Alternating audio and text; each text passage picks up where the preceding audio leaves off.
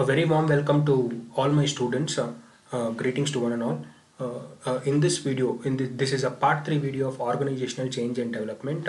Probably if you would have already watched part 1 and part 2, you will understand part 3 video. In part 1 video, we discussed on what is organization, what is change, what is organizational change, what are all the types of organization change, and factors, internal factors that influence the organization for change, and external factors that will influence organization for a change, and what will happen if the organization ignores to change.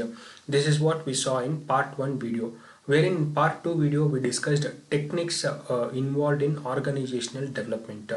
And in this video we shall be completely discussing on the processes of organizational development, which includes 7 approaches, and also we shall be discussing steps involved in processes of organizational development. Now before we get into today's topic, let's understand what is organizational development process. Now, organizational development process is an action research model. Now, before taking up this, before designing this action research model, first the company has to identify, first the organization has to identify what is the problem, whether the problem is occurring from outside the organization, whether it is from external factors or whether it is from internal factors. If it is more of external factors, organization does not have much of control over it. Organization, we would have studied, organization or any business is associated with uncertainty and risk.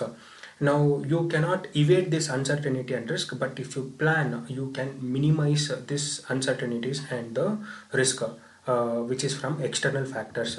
If it is from internal factors, the entire control of putting of the problem is within the hands of the organization. Now let's understand what is organizational development process. It is an action research model which is designed to understand the problem. First, it will help us to understand what is the problem. It will help us to identify the problem. After identifying the problem, this model will help us to set a goal, measurable goal. And after setting up the goal, make necessary changes in the way of work.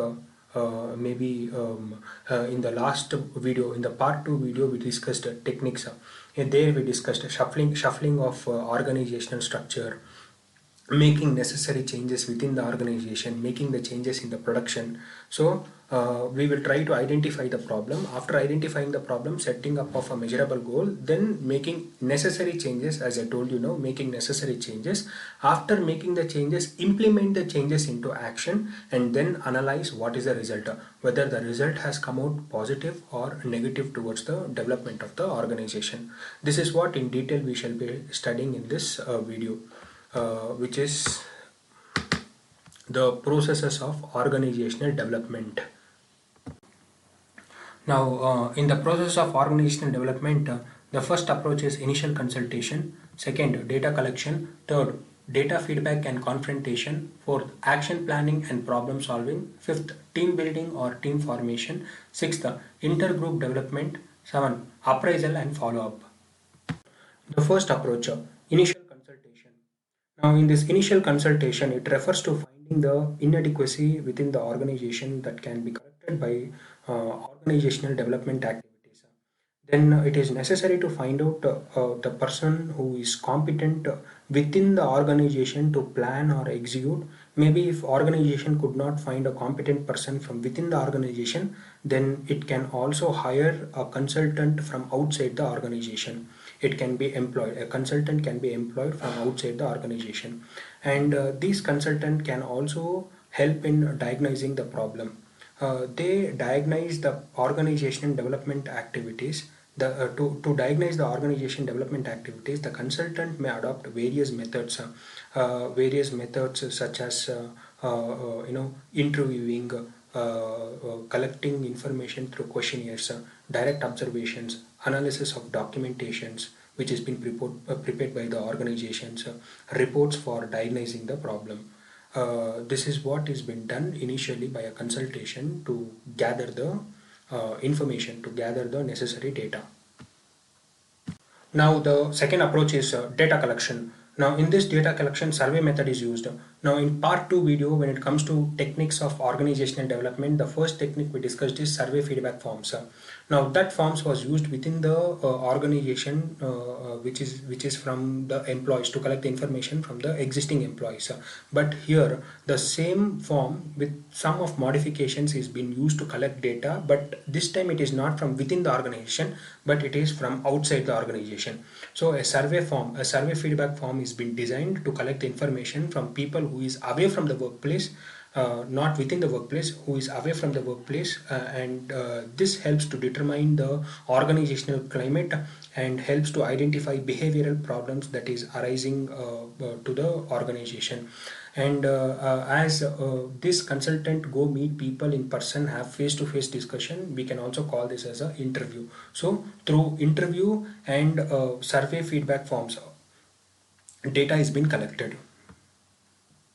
Now the third approach. In the third approach, data feedback and confrontation. In this, whatever data that has been collected by using survey feedback forms and through interviews, that data is now been segregated on their agreements and disagreements. And these data, whatever are collected, is analyzed and reviewed by a group of people, various group of people that are formed for the purpose of analysis itself. So these groups are formed to analyze the feedback forms or to analyze the survey forms, and these forms are segregated according to their agreements and disagreements. Once it is done, in order to intervene in the area of disagreements and confrontations of idea or opinion, the feedback forms are segregated and filed. Now in the fourth approach, action planning and problem solving, whatever information was segregated according to the agreements, disagreements, confrontations and opinion, that is been taken into consideration, and a group of people sit together. They try and recommend for changes, for specific changes to the organization. And now these recommendations are according to the problem that is being identified by the consultant or the consultation. They discuss the problems faced by the organization and sketch specific plans, including who is responsible for the problem and who is and what is the solution, when this solution has to be put into place, and what are the actions or set of actions that has to be followed in order to put off the problem. This will be decided and discussed in action planning and problem solving approach. Now the fifth approach, that is team building or team formation. In team building or team formation, the consultant explains the advantages of the teams in organizational development process and encourages the employees throughout the process to form into groups and teams.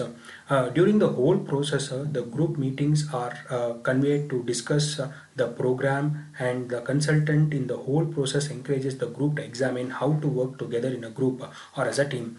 The consultant helps them to see the value of open communication and trust them within each other. These are essential prerequisites for improved group functioning. Consultant also encourages team by organizing meeting with their managers and their immediate subordinates, so that they can improve the functioning of work group with the guidance of the consultant. Next, the sixth approach is intergroup development. Now, in this intergroup development, after the formation of groups or teams, the consultants encourages the intergroup meetings and interactions, wherein the consultants purposefully want to conduct a meeting, informal or a formal meeting from one team to another team, whether of same hierarchical level or of different hierarchical level. And with the development of natural team, the natural team is nothing but having one manager and a subordinate is said to be a natural team. So with the development of a natural team, the large group comprising several teams may be developed. In this way, it will include the whole organization, or all the members who is present in the organization work towards the organization development process.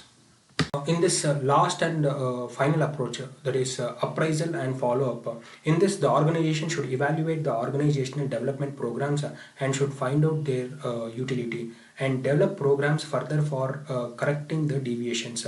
So already action plans would have been decided, and it is being put into implementation. Suppose if there is any deviations, what is deviations? If the work is not happening according to the expectations, we treat that as a deviation. Suppose if there is any deviations found, it is also the responsibility of this approach, appraisal and follow-up. It is also the responsibility of this approach to make necessary corrections. Next, the consultants make great significance to the organization in this respect. The entire steps in the organizational development process should be followed by the organization in order to derive full range of organizational development benefits. Okay. Thus, the social process and the steps discussed are not the same with every type of organization. They may differ from organization to organization depending upon the society in which it is being applied. Hope till now whatever we discussed you had understood. That is, we had discussed processes of organizational development. We had 7 approaches. Hope all 7 approaches you had understood. Now we shall be discussing steps in the process of organizational development. The first step is problem identification and definition. Second, collection of necessary data. Third, diagnosis. Fourth, planning of change and its implementation. 5, evaluation of feedback. Now let's say step 1, problem identification and definition. Under the step 1, it is very much important to understand and identify the problem that exists in the organizational development process. And the awareness of the problem includes knowledge of the possible problems of the organizational growth, human satisfaction, and organizational effectiveness, and use of human resource. Having understood exactly what the problem is, the organizational development practitioner can proceed to collect the necessary data to solve the problem. Now the second step, collection of necessary data. Data gathering is perhaps the most important activity in the process of organizational development. Now data is collected through personal interviews, personal observations, questionnaires, and usually through a survey. And these surveys may be made to determine organizational climate and behavioral problems. The consultant usually meets with group of people who is away from the organization to develop information from questions such as what kind of conditions contribute most to your job effectiveness, or questions like what kinds of conditions interfere with your job effectiveness, or questions like what would you most like to change in the way the organization operates. After collecting such information or such data, organization proceeds to analyze it. Step 3, diagnosis. Diagnosis of a problem will prove its cause and determine the nature of future actions needed. A lot of bad decisions are taken because the decision maker do not have a good grasp of the problem. Therefore, adequate information should be gathered to identify the real problem. If proper care is not taken at this stage, what may appear at first sight to be the real problem may ultimately turn out to be a mere symptom. The manager should try to have an overall view of the situation and to find a real problem. The information gathered should not be vague. Suppose if the information gathered is vague, then organization development program may turn out to be self-defeating exercise to the organization. Step 4, planning of change and its implementations. After diagnosing the problem, the organizational development expert turns his attention to the planning of change and implementing it. Organizational development interventions come into picture here. Intervention is considered to be the action phase in organizational development process. Intervention is a set planned, programmed activities and techniques by which organization and their clients collaborate in an organizational development program. The last step, step 5, evaluation and feedback. Probably one of the most important stage in the organizational development process is evaluation. As one stage ends and another stage looms, evaluation is helpful to know as to what has been done, whether it is correctly done or not, and shows whether further work is needed before proceeding for the next stage. If the evaluation indicates that the objectives of the interventions were accomplished, then the change that was implemented becomes institutionalized. That is, it becomes a part of the way in which business is done in the organization. If the evaluation indicates that desired objectives were not met, then this phase is skipped, wherein the both case the process begins all over again from the beginning.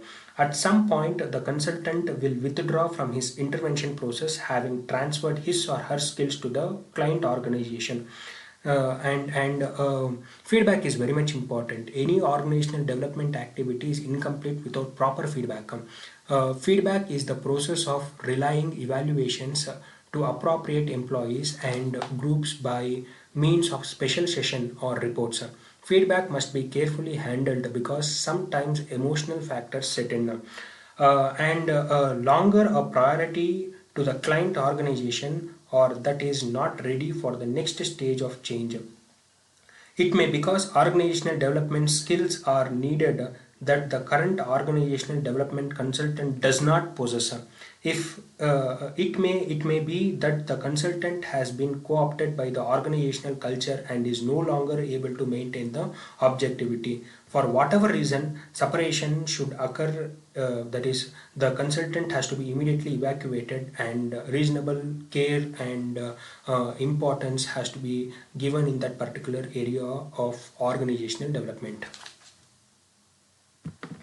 In this video, we came across the process of organizational development and steps involved in the process of organizational development. Hope you understood and this was informative. If at all you have any doubts, you can mail me to edu.together20@gmail.com, and please do subscribe my channel. Thank you.